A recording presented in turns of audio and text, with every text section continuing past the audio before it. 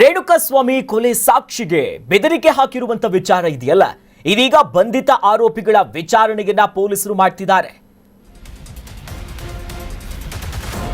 ಚಿತ್ರದುರ್ಗದ ರೇಣುಕಾಸ್ವಾಮಿಯ ಹತ್ಯೆ ಪ್ರಕರಣದಲ್ಲಿ ಆ ಪ್ರಕರಣದ ಸಾಕ್ಷಿಗೆ ಬೆದರಿಕೆ ಹಾಕುವಂತ ಕೆಲಸ ಏನ್ ಮಾಡಿದ್ರಲ್ಲ, ಈಗ ಆ ಆರೋಪಿಗಳ ವಿಚಾರಣೆಯನ್ನ ಪೊಲೀಸರು ನಡೆಸುತ್ತಿದ್ದಾರೆ. ವಾಟ್ಸಪ್ ಕಾನ್ಫರೆನ್ಸ್ ಕಾಲ್ನಲ್ಲಿದ್ದಂತ ಆ 4 ಯಾರು, ಅವ್ರಿಗೆ ಏನ್ ಸಂಬಂಧ ಇದೆ, ಬೆದರಿಕೆಯ ಬಗ್ಗೆ ಕಾಲ್ನಲ್ಲಿ ಚರ್ಚೆ ಮಾಡಿದವರು ಯಾರ್ಯಾರು, ಆರೋಪಿ ಪುನೀತ್ ಈ 4 ಬಗ್ಗೆ ಯಾಕೆ ಬಾಯಿ ಬಿಡ್ತಿಲ್ಲ ಈತ, ಆ 4 ಸಾಕ್ಷಿ ಬೆದರಿಕೆಗೂ ಏನ್ ಲಿಂಕ್ ಇದೆ, ಏನ್ ಸಂಬಂಧ, ಆರೋಪಿ ಪುನೀತ್ಗೆ ಕಾಮಾಕ್ಷಿಪಾಳ್ಯ ಪೊಲೀಸರಿಂದ ಫುಲ್ ಗ್ರಿಲ್ ಆಗ್ತಿದೆ. ರೇಣುಕಾಸ್ವಾಮಿ ಕೊಲೆ ಕೇಸ್ ಸಾಕ್ಷಿಗೆ ಬೆದರಿಕೆ ಹಾಕಿರುವಂತ ವಿಚಾರ ನೋಡಿ. ಒಂದು ಕಡೆ ದರ್ಶನ್ ಅವ್ರಿಗೆ ಈಗಾಗಲೇ ಕಾನೂನು ಸಂಕಷ್ಟಗಳ ಎದುರಾಗಿದೆ. ಆ ಪ್ರಕರಣ ಬಹಳ ಒಂದು ವಿವಾದಾತ್ಮಕ ಮತ್ತು ಮಹತ್ವದ ಘಟ್ಟದಲ್ಲಿದೆ. ಯಾಕಂದ್ರೆ ವಿಚಾರಣೆಯಾಗ್ತಿರೋ ಸಂದರ್ಭ ಅವರ ಜಾಮೀನು ಕೂಡ ರದ್ದಾಯಿತು. ಸುಪ್ರೀಂ ಕೋರ್ಟ್ ಕೂಡ ಬಹಳಷ್ಟು ಸ್ಪಷ್ಟವಾಗಿ ಹೇಳಿತ್ತು.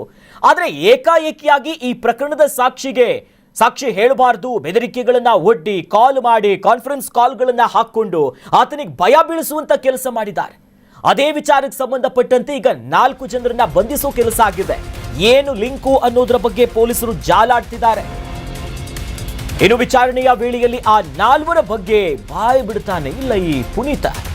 ಹೀಗಾಗಿ ಪುನೀತ್, ವೇಣು, ಸುಹಾಸ್ ಮೊಬೈಲ್ ಅನ್ನ ಜಪ್ತಿ ಮಾಡಿದ್ದಾರೆ. ಎಲ್ಲರ ಮೊಬೈಲ್ನಲ್ಲಿಯೂ ಕೂಡ ಡಿಲೀಟ್ ಆಗಿರುವಂತ ಡೇಟಾ ಎಲ್ಲ ಡಿಲೀಟ್ ಮಾಡ್ಕೊಂಡಿದ್ದಾರೆ. ವಾಟ್ಸಪ್, ಫೇಸ್ಬುಕ್, ಇನ್ಸ್ಟಾದಲ್ಲೂ ಕೂಡ ಡಿಲೀಟ್ ಮಾಡ್ಕೊಂಡಿದ್ದಾರೆ. ಕಾಲ್ ಮಾಡಿದ್ದ ಗ್ರೂಪ್ ಕಾಲ್ ಈ ಲಾಗ್ ಕೂಡ ಡಿಲೀಟ್ ಆಗಿಬಿಟ್ಟಿದೆ. ಎಲ್ಲ ಡಿಲೀಟ್ ಮಾಡ್ಕೊಂಡಿದ್ದಾರೆ.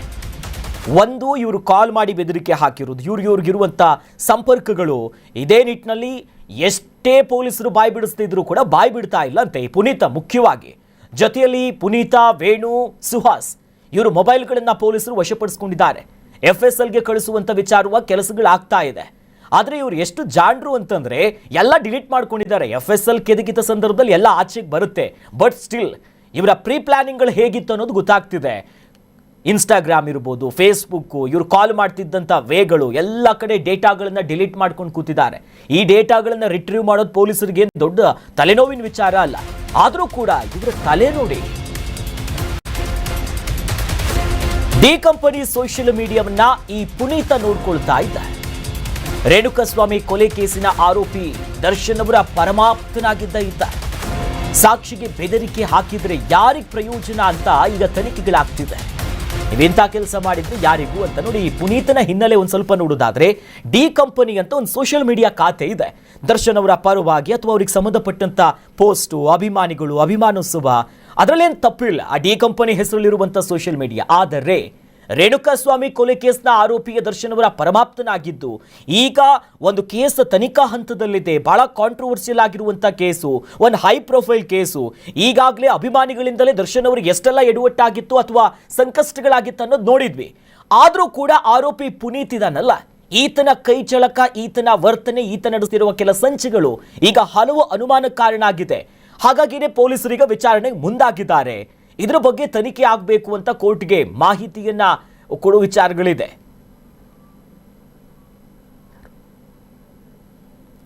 ಇದಕ್ಕೆ ಸಂಬಂಧಪಟ್ಟಂತೆ ನಮ್ಮ ಪ್ರತಿನಿಧಿ ಸಂಜಯ್ ದೂರವಾಣಿ ಸಂಪರ್ಕದಲ್ಲಿ ಜಾಯಿನ್ ಆಗಿದ್ದಾರೆ. ಸಂಜಯ್, ಒಂದು ಕಡೆ ರೇಣುಕಾಸ್ವಾಮಿ ಕೇಸು ಒಂದು ಮಹತ್ವದ ಹಂತದಲ್ಲಿದೆ. ಈಗ ಈ 4 ಬಂದಿದ್ದಾರೆ, ಅವರು ವಿಚಾರಣೆ ಆಗ್ತಿದೆ. ಸದ್ಯ FSL ಕಳಿಸಿದ್ರ ಇಲ್ವಾ, ಈ ಕೇಸು ದರ್ಶನ್ ಅವ್ರ ಮೇಲೆ ಹೆಂಗ್ ಪರಿಣಾಮ ಬೀಳುತ್ತೆ, ಏನೆಲ್ಲ ಅಪ್ಡೇಟ್ಸ್ ಇದೆ ನಿನ್ನೆಯಿಂದ ಅಂತ?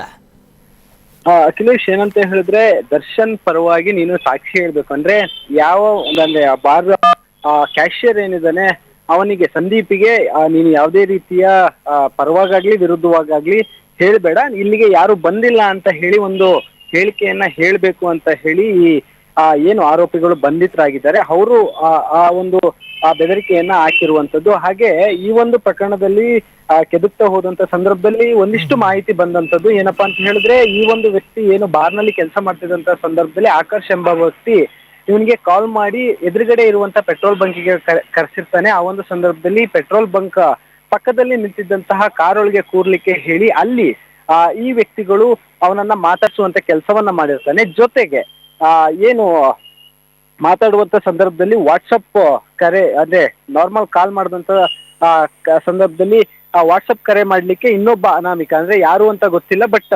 ಆ ಒಂದು ಕರೆನ ವಾಟ್ಸಪ್ ಕರೆಯನ್ನ ಮಾಡ್ಲಿಕ್ಕೆ ಹೇಳುವಂತದ್ದು. ಆ ಒಂದು ಸಂದರ್ಭದಲ್ಲಿ ವಾಟ್ಸಪ್ ಕರೆಯನ್ನ ಮಾಡಿದಂತ ಸಂದರ್ಭದಲ್ಲಿ ಅಲ್ಲಿ 4 ಜನ ಕಾನ್ಫರೆನ್ಸ್ ಅನ್ನ ತೆಗೆದುಕೊಂಡು ಈತನಿಗೆ ನೀನು ಏನು ಬಾರ್ಗೆ ಯಾರು ಕೂಡ ಬಂದಿರಲಿಲ್ಲ, ಹಾಗೆ ಪೊಲೀಸರು ಈ CCTVಯನ್ನ ತೆಗೆದುಕೊಂಡು ಹೋಗಿದ್ರು, ಅವ್ರು ಹೇಳ್ದಾಗೆ ನಾನು ಹೇಳಿದೀನಿ, ಮತ್ತೆ ಪೊಲೀಸರು ಏನಾದ್ರೂ ಹೇಳ್ಕೊಟ್ಟಿದಾರ ನಿನ್ಗೆ ಅನ್ನೋ ಒಂದು ಮಾಹಿತಿಯನ್ನ ತೆಗೆದುಕೊಳ್ಳುವಂತ ಕೆಲಸವನ್ನ ಮಾಡ್ತಾರೆ. ಆ ಒಂದು ಸಂದರ್ಭದಲ್ಲಿ ಹೆದರ್ಕೊಂಡಂತ ಸಂದೀಪ್ ಒಂದಿಷ್ಟು ಮಾತಾಡುವಂತ ಕೆಲಸವನ್ನ ಮಾಡಿರ್ತಾನೆ. ಅಂದ್ರೆ ಕಾರ್ನಲ್ಲಿ ಕೂತಂತ ಸಂದರ್ಭದಲ್ಲಿ ಹೌದು ಹೇಳ್ತೀನಿ ಅನ್ನೋ ಒಂದು ಹೇಳಿಕೆಯನ್ನ ಹೇಳಿ ಬಂದು ಹೇಳುವಂತ ಕೆಲಸವನ್ನ ಮಾಡಿರ್ತಾನೆ. ಆ ಒಂದು ವಿಚಾರಕ್ಕೆ ಸಂಬಂಧಪಟ್ಟ ಹಾಗೆ ಅಂದ್ರೆ ಟ್ರಯಲ್ ವಿಚಾರಕ್ಕೆ ಸಂಬಂಧಪಟ್ಟ ಹಾಗೆ ಯಾವಾಗ ಪೊಲೀಸರು ಹಾಜರಾಗ್ಲಿಕ್ಕೆ ಒಂದು ಫೋನ್ ಅನ್ನ ಮಾಡ್ತಾರೆ ಅವಾಗ ಈ ಎಲ್ಲ ಡೀಟೇಲ್ಸ್ ಅನ್ನು ಕೂಡ ಹೇಳಿರುವಂತದ್ದು. ಇನ್ನ ದರ್ಶನ್ಗೆ ಏನು ಇದು ಪರಿಣಾಮಕಾರಿ ಆಗುತ್ತೆ ಅಂತ ನೋಡೋದಾದ್ರೆ ಅಂದ್ರೆ ಈಗ ಅವರಿಗೆ ಒಂದು ಏನು ಬೇಲನ್ನ ಕ್ಯಾನ್ಸಲ್ ಮಾಡಿದ್ದಂತ ವಿಚಾರವನ್ನ ತೆಗೆದುಕೊಂಡಾಗ ಈ ಒಂದು ಅಂದ್ರೆ ಪ್ರಬಲರಾಗಿರ್ತಾರೆ, ಹಾಗೆ ನಟ, ಹಾಗೆ ಅಭಿಮಾನಿಗಳು ಜಾಸ್ತಿ ಇದ್ದಾರೆ. ಸೊ ಈ ಒಂದು ಕಾರಣದಿಂದ ಏನು ದರ್ಶನ್ ಸಾಕ್ಷಿದಾರರ ಮೇಲೆ ಪರಿಣಾಮವನ್ನ ಬೀರ್ಬಹುದು ಅಂತ ಹೇಳಿ ಅವರ ಬೇಲನ್ನ ಏನು ಕ್ಯಾನ್ಸಲೇಷನ್ ಮಾಡಿಸಿದಂಥದ್ದು. ಮತ್ತೆ ಅದೇ ನಿಟ್ಟಿನಲ್ಲಿ ಟ್ರಯಲ್ ಕೂಡ ಬೇಗ ಆಗಬೇಕು. ಒಂದು ಪ್ರಸಿದ್ಧ ವ್ಯಕ್ತಿ ಅಂದ್ರೆ ಒಂದು ಏನು ಒಂದು ಸಮಾಜದಲ್ಲಿ ಹೆಸರನ್ನ ಹೊಂದಿರುವಂತಹ ವ್ಯಕ್ತಿ ಇರ್ತಾರೆ. ಈ ಒಂದು ವ್ಯಕ್ತಿಗೆ ಸಾಕಷ್ಟು ಅಂದ್ರೆ ಬೆಂಬಲಿಗರಿರ್ತಾರೆ. ಸೊ ಬೇಗ ಒಂದು ವಿಚಾರಣೆಯನ್ನ ಮುಗಿಸಿ ಅಲ್ಲೇ ಟ್ರಯಲ್ ಅನ್ನ ಮುಗಿಸಿ ಅದಾದ್ಮೇಲೆ ತೀರ್ಮಾನವನ್ನು ತೆಗೆದುಕೊಳ್ಬೇಕು ಅಂತ ಹೇಳಿ ಸುಪ್ರೀಂ ಕೋರ್ಟ್ ಕೂಡ ಆದೇಶವನ್ನ ಮಾಡಿರುವಂತದ್ದು. ಸಂಜಯ್, ಥ್ಯಾಂಕ್ ಯು ತಮ್ಮೆಲ್ಲ ಡೀಟೇಲ್ಸ್ಗೆ.